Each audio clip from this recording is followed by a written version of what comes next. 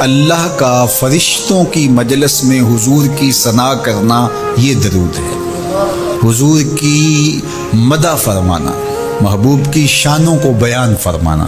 یہ صحیح بخاری میں صلاۃ کا ترجمہ حضرت ابو العالیہ رضی اللہ تعالی عنہ سے کیا گیا ہے۔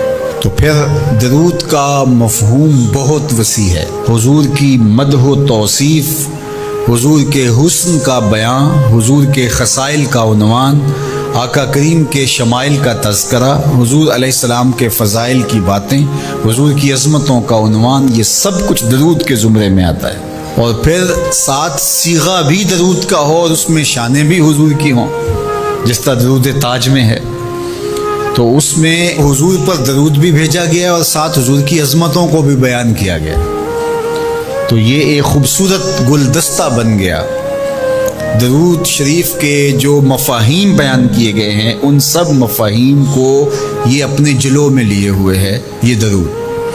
تو کثرت کے ساتھ حضور علیہ السلام پر درود پڑھنے کی تلقین فرمائی گئی۔ حضرت ابی بن کعب رضی اللہ تعالیٰ عنہ فرماتے ہیں کہ آقا کریم نے ترغیب دی درود شریف پڑھنے کی، باقی امور اور عبادت ذکر فکر تو میں نے عرض کی، ارشاد فرمائے کہ میں آپ پر کس مقدار میں درود پڑھوں، کتنا وقت، کتنا درود پڑھو؟ تو آقا کریم نے فرمایا ماشیتا، جتنا تم چاہو۔ فرماتے ہیں میں نے کہا میں چوتھا حصہ درود پڑھوں گا، باقی 3 حصے دیگر عبادات اور دیگر وظائف اذکار بجا لاؤں گا۔ فرمایا جس طرح تم چاہو، جو تمہاری مرضی، لیکن اگر درود کی مقدار کو بڑھا دو تو تمہارے لیے بہتر ہوگا۔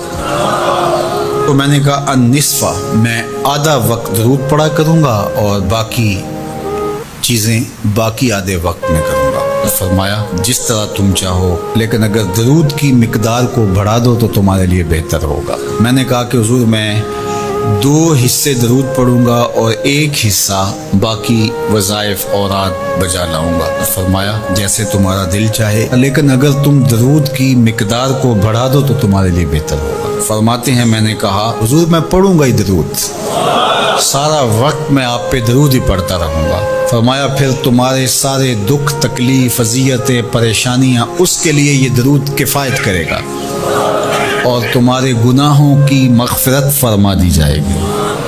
تمہاری پریشانیاں، تمہاری اذیتیں، تمہارے دکھ، دور موجود میں لفظ بولا جاتا ہے ٹینشن، تمہاری ساری ٹینشن، تمہارے سارے معاملات حیات کی بے ترتیبیاں، پریشانیاں، دکھ، اذیتیں، سب کچھ ختم ہو جائے گا۔ درود سب دردوں کا مداوع ہو جائے گا، سب دکھوں کا علاج ہو جائے گا، سب پریشانیوں کا حل ہوگا، سب مصیبتوں کا مداوع بن جائے گا، اور ساتھ ساتھ تمہارے گناہ بھی بخش دیے جائیں گے۔ تو درود جتنی کثرت کے ساتھ پڑھا جائے اللہ کی اتنی ہی رحمتیں نازل ہوتی ہیں۔ تو باقی وظیفے، باقی اوراد وہ بھی فضل و شرف والے ہیں، لیکن حضور نے فرمایا کہ پھر تمہارے لیے درود ہی کافی ہو جائے گا۔ اللہ اکبر۔ فرمایا جو میرے اوپر 1 مرتبہ درود بھیجتا ہے اللہ اس پر 10 رحمتوں کا نزول فرماتا ہے۔ اور ایک حدیث میں آیا جو 1 مرتبہ میرے اوپر درود بھیجتا ہے اللہ اس کے 10 گناہ معاف کرتا ہے، 10 درجے بلند کرتا ہے اور 10 رحمتوں کا نزول فرماتا ہے۔ تو درود پڑھا حضور پہ کام اپنا بن رہا ہے۔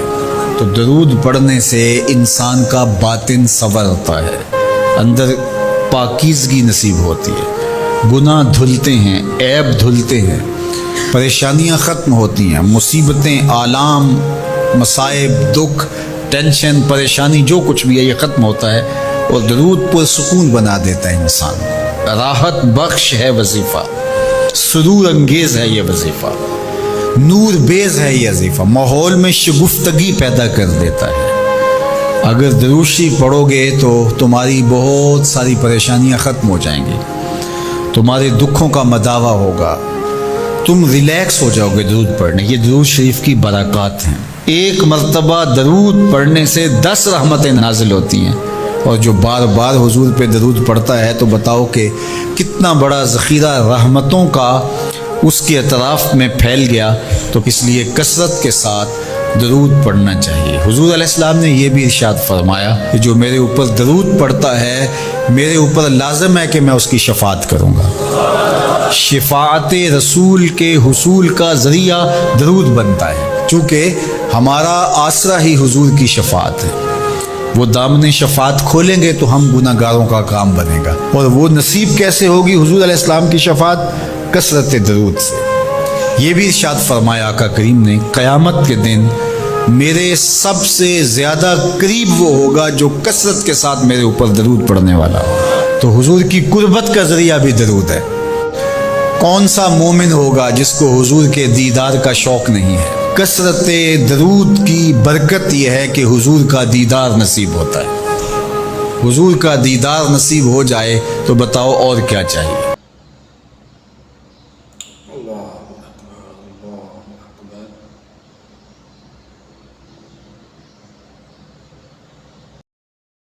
سبحان اللہ، الحمد للہ، اللہ اکبر، بے شک بے شک بے شک، اللہ اکبر، اللہ